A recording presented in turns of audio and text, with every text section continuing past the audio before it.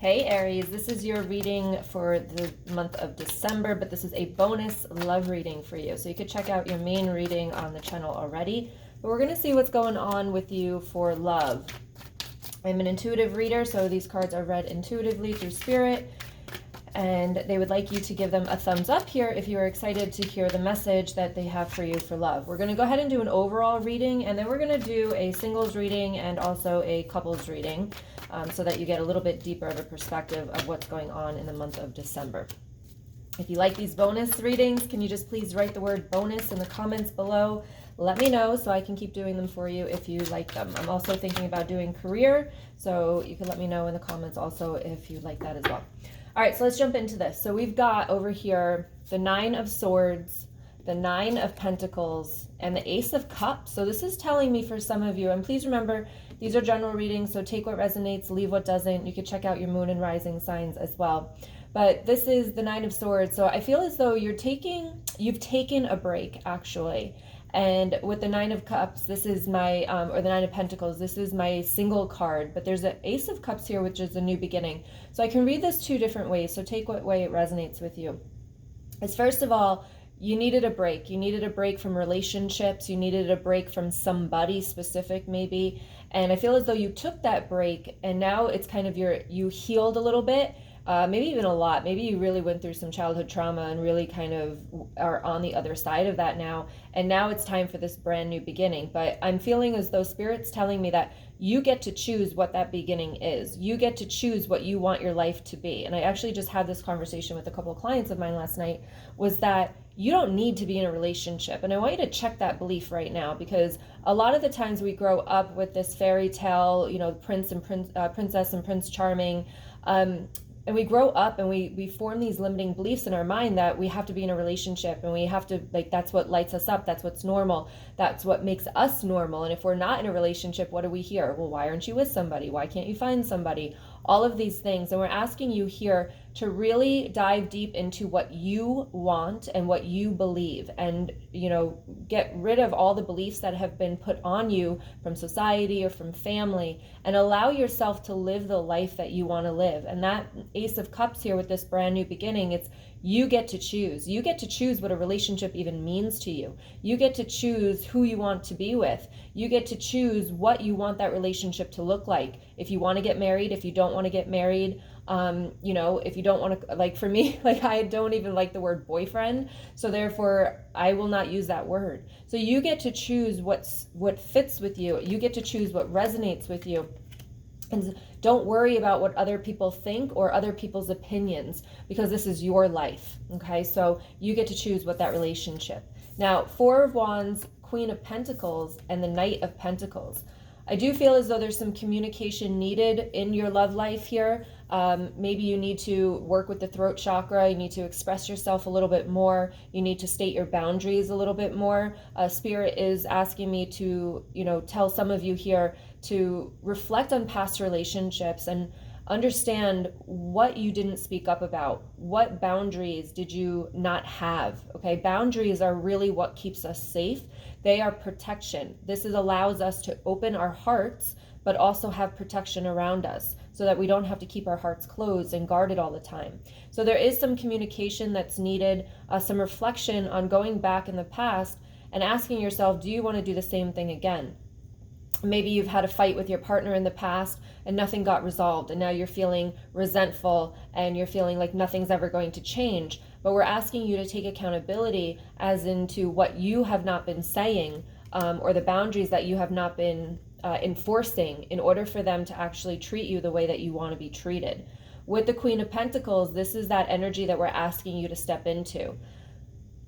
So if you are feeling as though you're being taken advantage of, if you're feeling as though you're being victimized in your relationship, and or even in dating per se, because we know how the online dating sites are, we ask you to step up. We ask you to step up into your power and really reflect on what accountability do you have in all of this, okay? Are you going for the bad boys? Are you exploring your options? Are you getting out of your comfort zone? Are you saying what you need to say in order for this Queen of Pentacles energy, which is just basically being yourself, allowing yourself to be, to love yourself, and to also allow things to come to you and not forcing things. So we also ask you to reflect on that, because you got the Knight of Pentacles. So I do feel as though things are moving kind of slowly.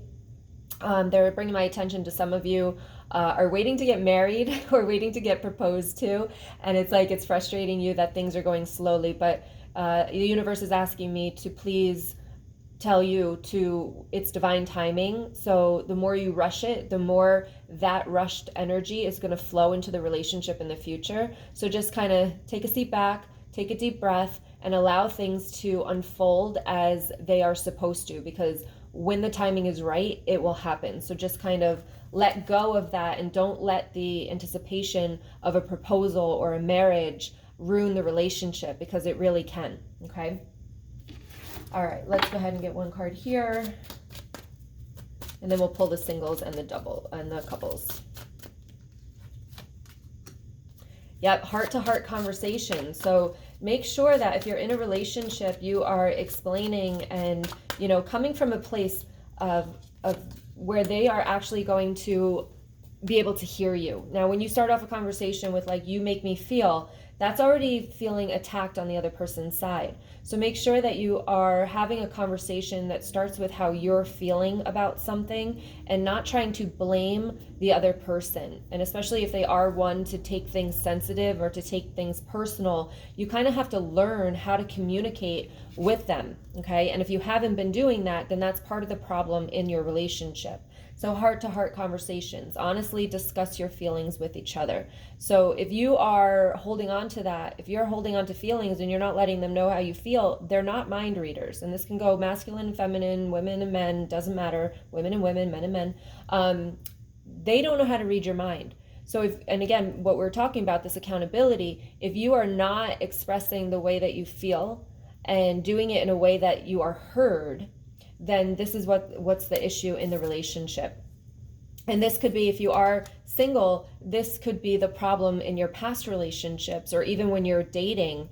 This could push people away because they know that you're not saying what you really feel. And some people just don't want to deal with that because they've already done the healing. So they don't want to deal with people that can't say what they want to say. So just kind of reflect on that a little bit. And then we've got past life relationship. You have known each other before. So if you feel as though this is a soulmate relationship, you know, I believe in soulmates, but I believe in, we don't know our soulmate, that they are our true soulmate until much later on in the relationship. Be careful with this. Be careful with, you know, people when you're starting to date them, that they feel like your soulmates, because that is usually some kind of toxic, narcissistic relationship attachment real quick. Especially with narcissists, they make you feel like they are your soulmate because they listen to you, they're asking you questions, but they're really doing that in order to use that against you. So do not listen to words. You want to make sure that you're looking at the actions of the person. All right, let's get one more card here. Do something for someone else. Give your attention to someone else. If you are in a space of anxiety, if you're in a space of depression, if you're in a space of confusion, we ask you to kind of put that on the side for a little bit and get out of your head, all right? And move into doing something for someone else, because when you can do that, your energy lifts, your energy rises. So do something for someone else. All right, let's see what we've got for the singles. What message do we have for Aries singles, please? You deserve love. Ah, love it. Oh, we're going one more card. Okay. All right, love it. You deserve love. You are lovable. Many people in the past might have shown you different or made you believe different, like we talked about beliefs in the beginning of this reading. So just realize the beliefs that you have about yourself. Like, do you feel lovable because of past relationships, especially if they were toxic? Love yourself first. Your self-respect makes you more romantically attractive. When you do not love yourself, like I said, people see that, people feel that. Narcissists play on that. So loving yourself first, is the key in finding the partner that you actually desire, and not somebody that's unemotionally available. Because please remember, our energy attracts like energy. So if you are emotionally unavailable, you're going to attract emotionally unavailable people. And then we've got playfulness. To recapture romance, allow your inner youthful spirit of fun to shine. So make sure, especially if you're on the online dating sites, I know that it is horrible and it could really bring your energy down. It could feel like a full-time job. So when you get on there, play with your own profile. Like make sure that when you look at your own profile, it makes you feel happy. It makes you laugh a little bit. And then also make sure that you're playing around with other people. It doesn't have to be that serious, because believe me, not everybody on that site is serious. Probably 98% of the people on that site is not serious. So allow yourself to know what you're getting into, you know, and even out and about, like when you're out, smile at people, play around. You know, meeting people doesn't have to be so serious. We're not going into a full-term relationship right away. Get to know people, play, smile, laugh, start talking to people. Just really start to have fun, which raises your vibration, which then calls in a different vibrational person. And that's when you're going to find that love. Okay. Being all serious and, you know, needy and lacking love and feeling like I have to. First of all, that tells me you need some healing. And then second, it's not going to work because you're trying to force it. All right, let's see what we have for couples, please. What message do we have for Aries couples?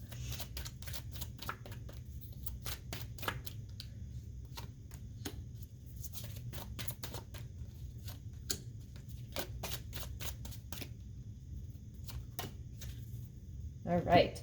So we've got passion. Allow your heart and soul to sing with joy. So this is telling me to bring the passion back. And a lot of us don't realize that relationships take work. It takes work to keep the passion going. So make sure that you're going out on date nights. You know, the holidays coming up here, make sure that you get a date night for the holidays. Or maybe you even get a gift for each other to spend more time together, maybe doing a massage or going on a bike ride or some kind of adventure or something together, especially if you have children. This is one of the main things that I tell people that are getting married. Make time for your relationship, because this is where a lot of relationships suffer, is that you don't make time for each other. And it's all about the children, and you lose yourself taking care of the children, and you lose your relationship. So find the passion back in life. Spirit's bringing me to also sex here. So if you are lacking sex in your sex drive, or if you're lacking sex in your marriage or your relationship, like remember the first days, or bring something into the bedroom that's going to spice it up a bit.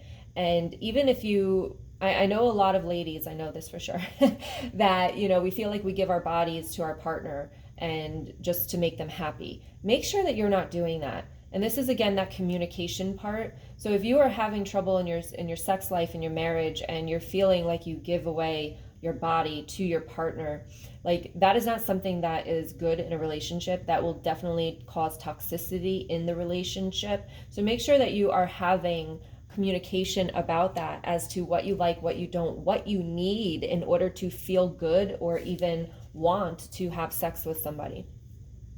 We also have new love here. A new person has stirred your romantic feelings. Well, this makes sense to me. If the sex is lacking in the marriage and somebody else, you know, comes in and catches your eye, this could be something that could potentially bring you outside of the marriage, okay?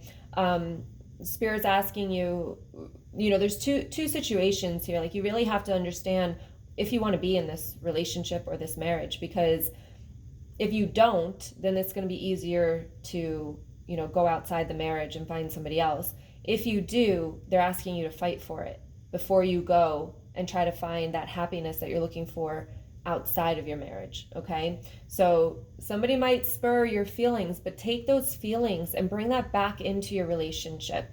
You know, start dating again, start asking each other questions again, because as you progress through your relationships, things change, people change. So, you know, get to know each other all over again, start dating again like it's your first time, bring that passion back. And you've got the true love card. So this is the romance of a lifetime. Some of you here, you're going to be called to go outside of it. You're going to be wanting to break up, okay? That independent card here, new beginning, definitely this relationship is not fulfilling you. But then some of you, it's about rekindling. But the message here is that you've got to know which one you want to do. If there's a lack of trust, if it's a toxic relationship, it's time to get out and time to move on, because there's new love out there waiting for you. However, if it's a relationship that has just kind of died or fizzled out, maybe you can rekindle that. And that is the message that they're bringing for you today. All right, so I hope that was helpful for you. Go ahead and give me a thumbs up if you enjoyed the love readings. And I just want to say much luck to you and have a wonderful, wonderful month. All right, bye-bye.